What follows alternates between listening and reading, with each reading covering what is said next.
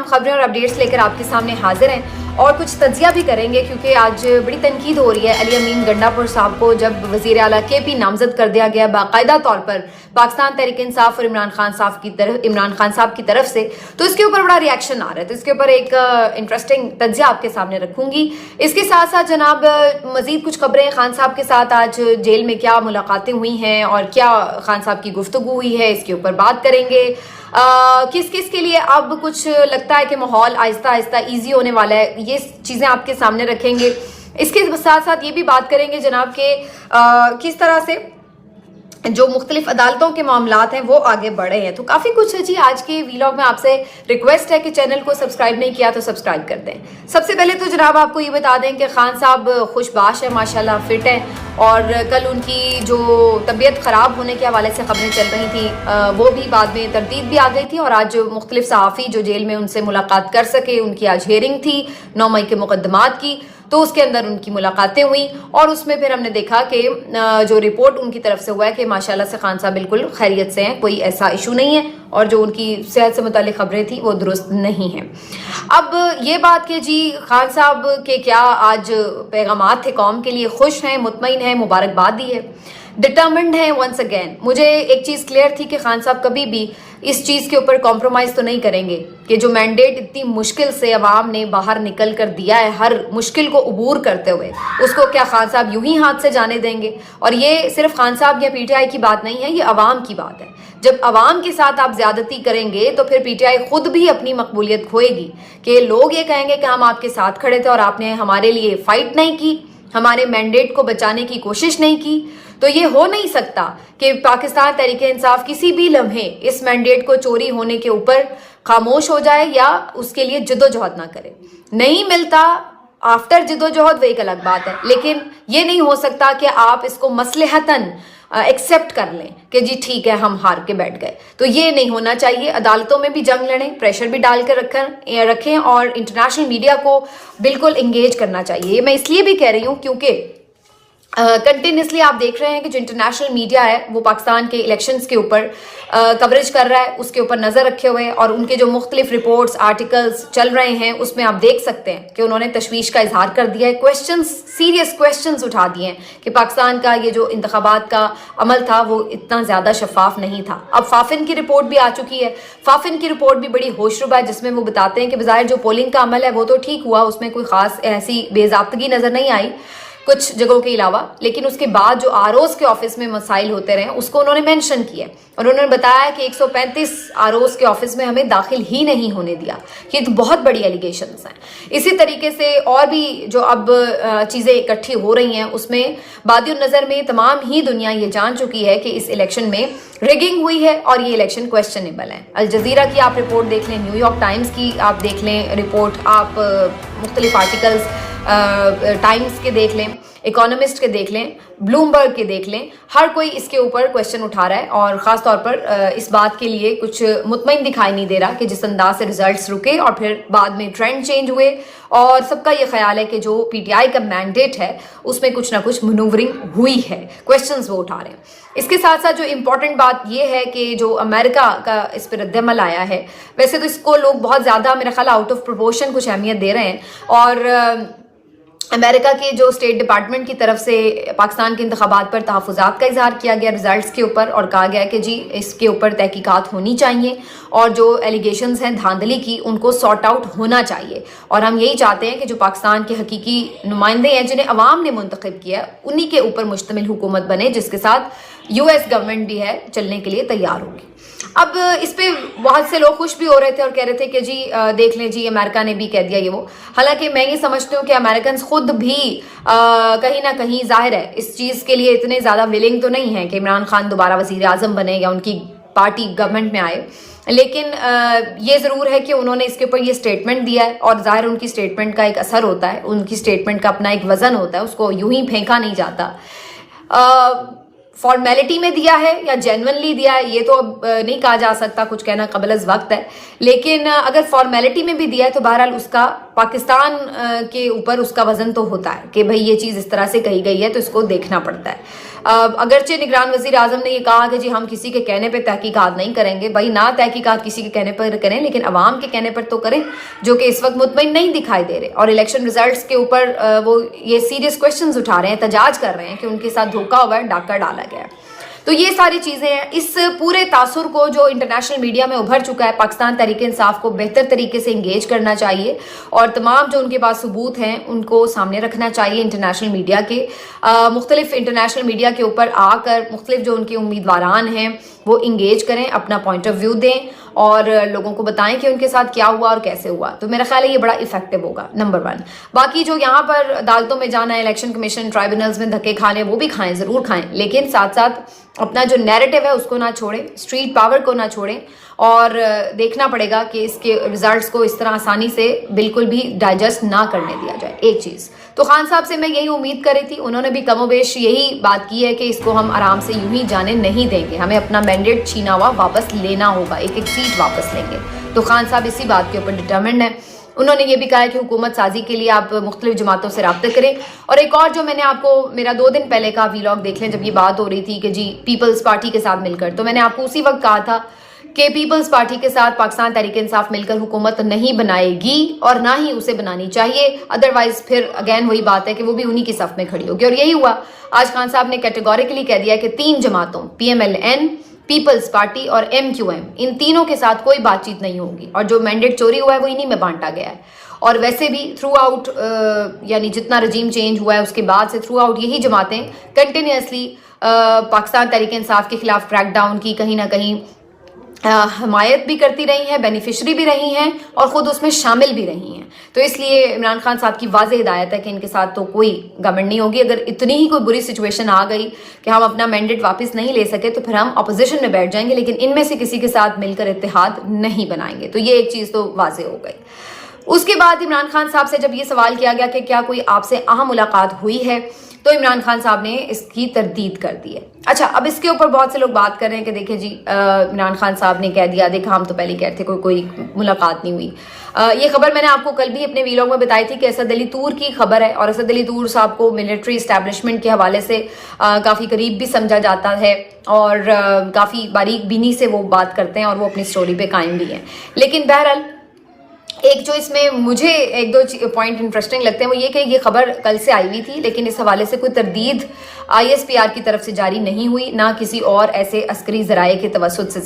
جاری ہوئی ہے. تو یہ بڑا امپورٹنٹ ہے,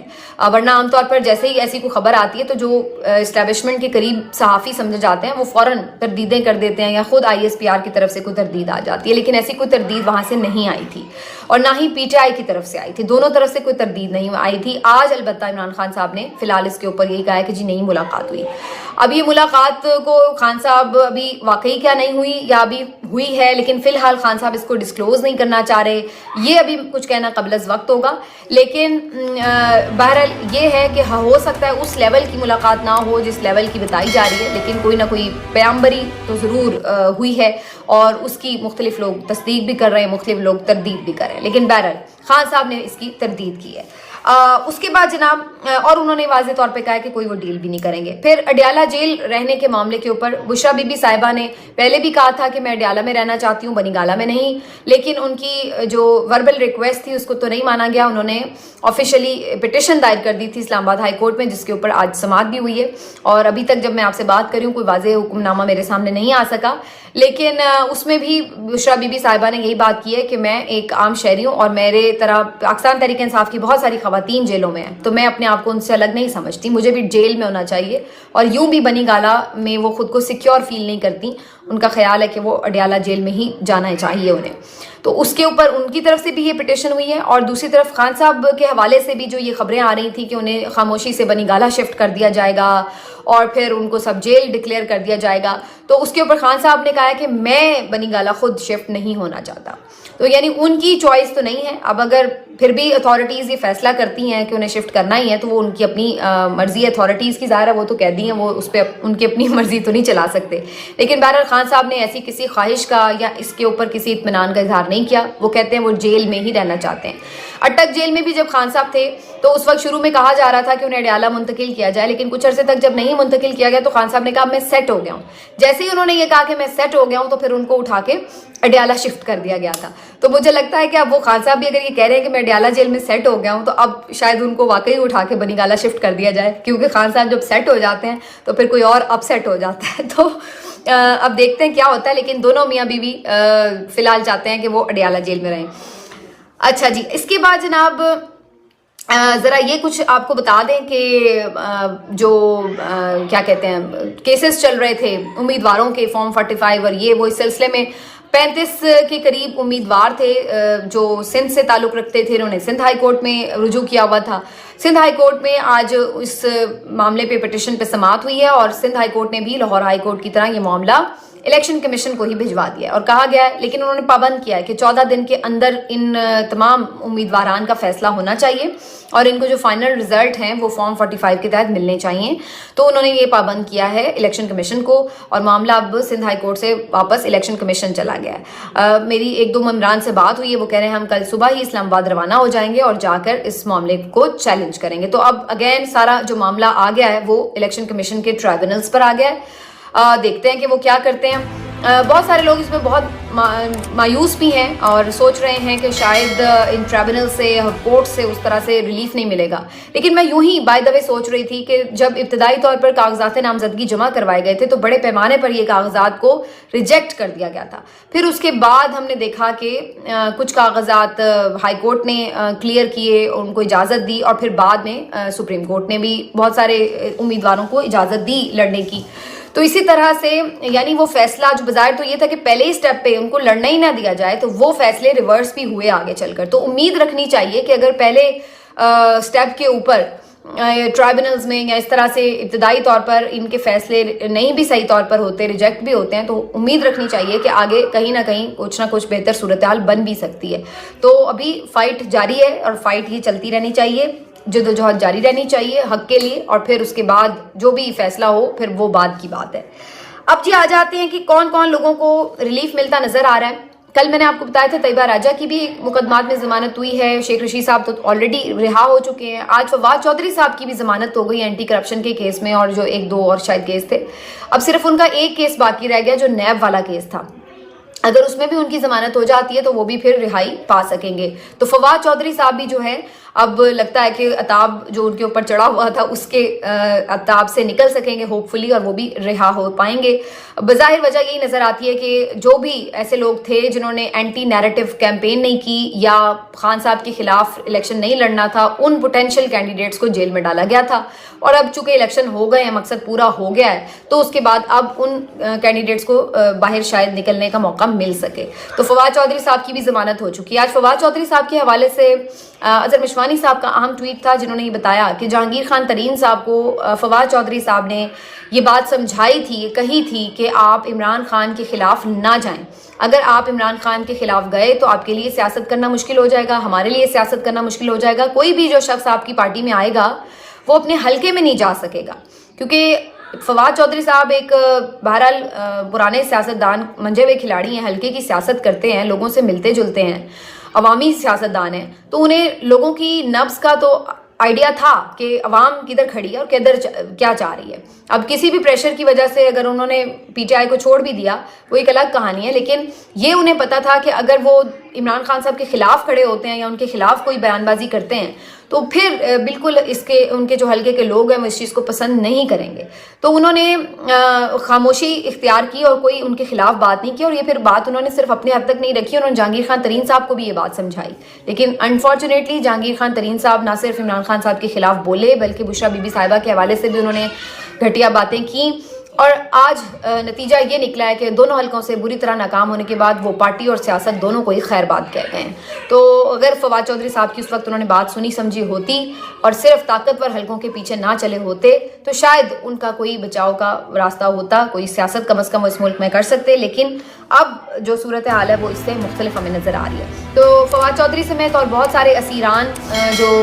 لوگ موجود ہیں جیلوں میں, ہوپ فلی اب ان کے لیے کچھ آسانیاں پیدا ہوں گی جو محض اس لیے بند تھے کہ وہ الیکشن میں پارٹیسپیٹ کر کے عمران خان کی حمایت نہ کریں۔ اب آ جاتے ہیں جی علی امین گنڈا پور کی طرف، جن کے اوپر بہت زیادہ آج بات ہو رہی ہے اور بہت غصہ کیا جا رہا ہے سوشل میڈیا کے اوپر۔ کچھ تو ظاہر ہے جو مخالفین ہیں پی ٹی آئی کے وہ تو کر ہی رہے ہیں، کچھ پی ٹی آئی کے حامی لوگ بھی غصہ کر رہے ہیں کہ علی امین گنڈا پور صاحب کو جو عمران خان صاحب نے وزیر اعلیٰ خیبر پختونخوا نامزد کیا ہے یہ ایک اچھا فیصلہ نہیں ہے اور اس پہ تنقید ہو رہی ہے، اور کچھ لوگ اس کا دفاع بھی کرتے نظر آ رہے ہیں۔ اب اگر میں آپ کو اپنی رائے دوں تو سب سے پہلے تو یہ ہمیں سمجھنا ہوگا کہ جب بھی کوئی نامزدگی ہوتی ہے تو اس پہ تنقید ضرور ہوتی ہے، ہمیشہ آپ سب کو خوش نہیں کر سکتے، کیونکہ آپ دیکھیے جب عثمان بزدار یا محمود خان جیسے بے ضرر اور دھیمے اور بزدل قسم کے لوگوں کو خان صاحب نے وزیر اعلیٰ بنایا تو سب اس بات پہ تنقید کرتے رہے کہ یہ کس طرح کے لوگ آپ نے بنا دیے، یہ کمزور ہیں، یہ ہیں، یہ وہ ہیں، ٹھیک تنقید ہوتی۔ اب وہ اگر دبنگ قسم کے بندے کو بنا رہے ہیں تو اس پہ بھی تنقید ہو رہی ہے۔ اسی طریقے سے عمران خان صاحب نے جب بیرسٹر گوہر کو چیئرمین نامزد کیا تو سب شروع ہو گئے کہ یہ کیا اتنا معصوم سا انسان، اتنا سلجھا ہوا دھیما سا انسان، تحمل مزاج سا، یہ کیوں چیئرمین بنا دیا، کمزور آدمی چیئرمین بنایا۔ اب جب انہوں نے شیر افضل مروت صاحب کو سینئر نائب صدر بنایا تو سارے شروع ہو گئے یہ دیکھ لیں خان صاحب کی چوائس، آپ دیکھ لیں ایسا بندہ جو وڑ گیا جیسے الفاظ استعمال کرتا ہے، یا وہ ایک غیر محتاط قسم کی گفتگو کرتا ہے، اس کو اٹھا کے جناب اتنا بڑا عہدہ دے دیا۔ یعنی وہ اگر کمزور کو بنائے تو تنقید، تگڑے کو بنائے تو تنقید، اگر کسی تحمل مزاج کو بنائے تو تنقید، اور اگر وہ کسی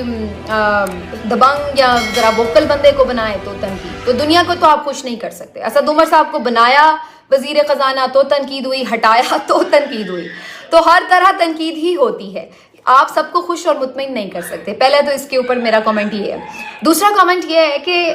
باقی صوبوں میں کیا صورتحال ہے، مریم نواز صاحبہ کو بنایا جا رہا ہے، اس پہ کیوں نہیں شور مچ رہا؟ اس پہ تو جو بہت سارے لبرلز ہیں وہ اسی بات پہ خوش ہوئے جا رہے ہیں کہ جی پہلی دفعہ کوئی چیف منسٹر جو ہیں وہ خاتون بن جائیں گی۔ تو کیا صرف خاتون ہونا کافی ہے؟ اگر آپ یہ پیمانے تلاش کر رہے ہیں کہ بھی سب کا کیپیبل ہونا چاہیے، سمجھدار ہونا چاہیے، اس کو قابل ہونا چاہیے، اس کو سیاسی بصیرت بھی ہونی چاہیے، سب کچھ اس میں ہونا چاہیے، اتنا کوئی آئیڈیل بندہ تلاش نہ ہو چاہیے، تو پھر مریم نواز کون سی کیٹیگری میں پورا اترتی ہیں؟ کیا وہ غیر محتاط قسم کے بیانات نہیں دیتی گئیں؟ کیا وہ ایسی خاتون نہیں ہیں جو کہ خود اپنی سیٹ بھی پتہ نہیں جیتی ہیں یا نہیں، وہ بھی کنٹروورشل ہے، اس کے اوپر ان کو نامزد کیا جا رہا ہے۔ مریم نواز صاحبہ کی کیا کوالیفیکیشن ہے، کتنا وہ پڑھی لکھی ہیں، ان کا ویژن کیا ہے؟ کیا وہ آج تک کبھی کسی کونسلر کے عہدے پر بھی کبھی پبلک کی سیکٹر میں کبھی کسی موقع پہ انہوں نے کوئی سرو کیا کسی کو جس کا انہیں پتا ہو؟ ایک دن کبھی اپنی ذاتی زندگی سے محنت کر کے کچھ کمایا ہے انہوں نے جو انہیں پتا ہو؟ تو ان کی کوالیفیکیشن کیا ہے بھائی؟ ان کے اوپر تو بڑے لوگ ناچ رہے ہیں کہ جی پہلی دفعہ وزیر اعلیٰ خاتون بن جائیں گی۔ بھائی خاتون ہونا ہی صرف کیا آپ کی خوبی ہے، اس کے علاوہ کوئی نہیں؟ تو باقی تو مجھے تو ان کے اندر ایک بھی خوبی نظر نہیں آتی کہ جس کی وجہ سے وہ وزیر اعلیٰ بنے، سوائے اس کے کہ ان کی نام کے ساتھ شریف لگا ہوا ہے، اس کے علاوہ تو کوئی اور بات نہیں ہے۔ تو جب آپ مراد علی شاہ کی بات کرتے ہیں، اب سننے میں آ رہا ہے پھر سے انہیں بنایا جائے گا یا شاید فریال تالپور صاحبہ کو بنایا جائے گا، تو پھر اگین وہی بات ہے کہ ہر کوئی اپنی حساب سے اپنی پارٹی کے وفادار جو ہوتے ہیں ان کو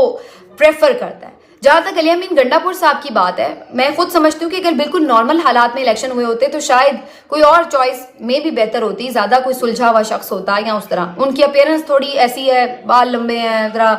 آواز جاندار ہے، ذرا ٹھیک ٹھاک سیدھی سیدھی باتیں کر دیتے ہیں، غیر محتاط ہیں، تھوڑا ایک بدماشی والا سٹائل لگتا ہے، سوری لیکن لگتا ہے۔ تو وہ جو ایک سٹائل ہے اس وجہ سے جی وہ ناپسند ہے، تو پھر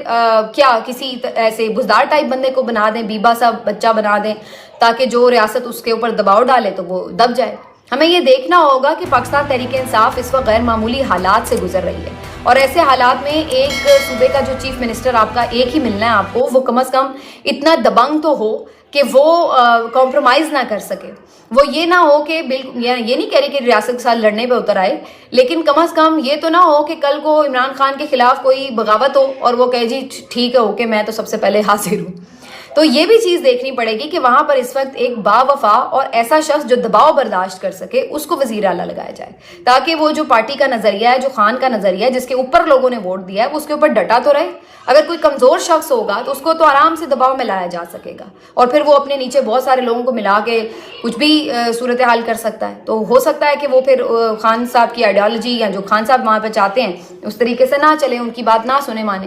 تو پاکستان تحریک انصاف کو اس وقت جن حالات کا سامنا ہے انہیں ہر چیز کو کیلکولیٹ کر کے ہی بندوں کو فائنلائز کرنا پڑے گا. اگر وہ صرف یہ دیکھیں کہ جی کون سوٹیڈ بوٹیڈ سوفسٹیکیٹڈ سا بندہ ہے, بالکل اگر نارمل حالات ہوتے شاید میں خود بھی یہی کہہ رہی ہوتی. لیکن اب خان صاحب فرشتے کہاں سے ڈھونڈ کے لائیں کہ جس میں ہر خوبی ہو, وہ اکڑا, وہ دبنگ بھی ہو, وہ دلیر بھی ہو, وہ پڑھا لکھا بھی ہو, اس کی گفتگو بھی بڑی متوازن ہو, اور وہ عمران خان کا